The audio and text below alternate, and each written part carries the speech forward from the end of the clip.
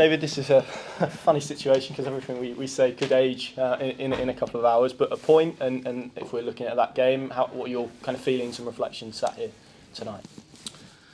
Performance-wise, absolutely positive. Was a proper performance after last week where we were not on our best. Today we were back to our normal, very aggressive. Players have shown a lot of desire, hunger, intensity, defended with a high line, had some turnovers high up the pitch, created great opportunities, but were not clinical and ruthless in the opponent's box, and this is why we didn't get what we deserved in this game. Obviously, a few people ask me how you can't win this game, and the answer is quite easy. Because we didn't use our chances and we were not clinical. But how the players execute this game, all good. Was a good performance. I'm absolutely fine with this. Obviously, I love to win it. A game where you are so good and has shown so much of ourself. But sometimes in football you don't get what you deserve. Take a point, move on. We have seen how difficult it is in the championship, especially at this stage of the season, to win or to even collect points. We have done this consistently, and this is why the players got the reward and they are on the table where they are at the minute. If it means that we have to have another good performance and a result next weekend in the last game of the season, I have so much trust and belief in this group after what I've seen in recent weeks or months. This is then what we will do.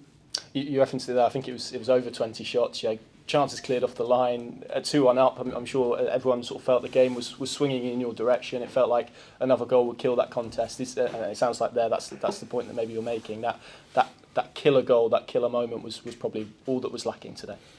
Yeah, correct. And obviously then the killer was this penalty, which I've heard it was offside. But again. Happens. To be fair, again, I loved the intensity and the energy, this hunger and the desire which the players have shown, especially after last week where we were not happy with ourselves, with our performance, and we wanted to come back to our best, and this is what we were close to it today, performance-wise. Obviously, we're not clinical in the box, not ruthless enough, and this is why we only got a point. But a point which we take, we are able to consistently collect points at this stage of the season, which is a strength. We are able to consistently perform on a quite good level, which is a strength at this stage of the season as well. This only shows me that the players have the right mindset, are calm enough, but focused enough, sharp enough to get it over line. And if this means we have to have a result next weekend, then we do it next weekend. Yeah, and that was the point I was going to raise. You spoke pre-game about how a win would push you there, and obviously the situation you're in now, obviously it can get done tonight if Ipswich beat Hull, but if not, then it's still in your hands next week. So that still feels like you're in the driving seat, you're in control of the situation. That's the position that you want to be in at this stage of this season. Yeah, totally. And I think this didn't change whatever happens this evening. I think the one or other competitor of us is more worried at the minute as us, to be fair. Will you be watching that game later between Ipswich and Hull? Yeah, I think so. Yeah, I thought you might be. Gabriel Sara, let's speak about him. Wonderful goal, but I was going to talk about the ball for Josh Sargent's goal, a brilliant cross to almost put it up for him to head in, and a brilliant header as well. I mean, how brilliant is it to have a player like him in your team at the moment, but all season, and what he's contributed? Yeah, wonderful goal, great assist, but he as well, if we are honest, if in the one or other situation in the opponent's box, if he would have shown a little bit more composure, calmness in the one or other situations, a more clean touch, he as well easily would be able to have another 2 or 3 clear-cut chances. And this is what we haven't done in these situations, too many of these situations, to be fair. And this is why we didn't score more today. I think it's 25 goal contributions from the season, goals and assists. I mean, everyone looks at strikers at getting goals. When you've got a midfield player like that who's versatile, can play deeper, can play advanced, can play wide as well, and can chip in with goals and assists, it's invaluable, isn't it, for you as a coach and as a team?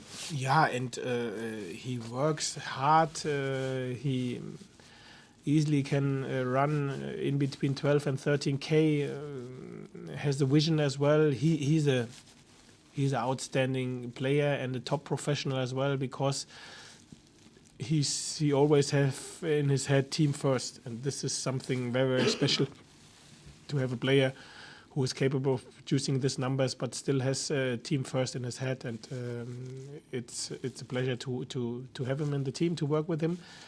And he as well, you have seen how hungry and how greedy he is, to make something very, very special out of the season.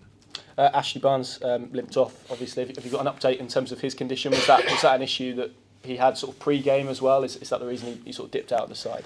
Yeah, in the last couple of weeks he had some Achilles problems, didn't train consistently in the last couple of weeks. Last week he started, this week we decided that he should not start, but he would have been ready for half an hour. This is what we said, and obviously then we brought him in because we wanted to kill the game. Unfortunately, then he got a muscle injury in his calf. We have to assess it, how serious it is. We will know next week. Yeah, and obviously the hope is that that's not a serious injury, obviously. But you mentioned it there, so important to what your team do, particularly when we're looking ahead and we're hopeful of big games on the horizon. He's a player you want in those type of occasions as well. Yeah, of course. He's a competitor. He really is. Now, as I said, we have to assess it and have to see how serious it is and how long he will be out. There will be obviously fans who will be wondering why when Barnes came off it wasn't Van Hooijdonk that came on. Can you explain your thinking in terms of bringing Sorensen on and rejigging that a little bit?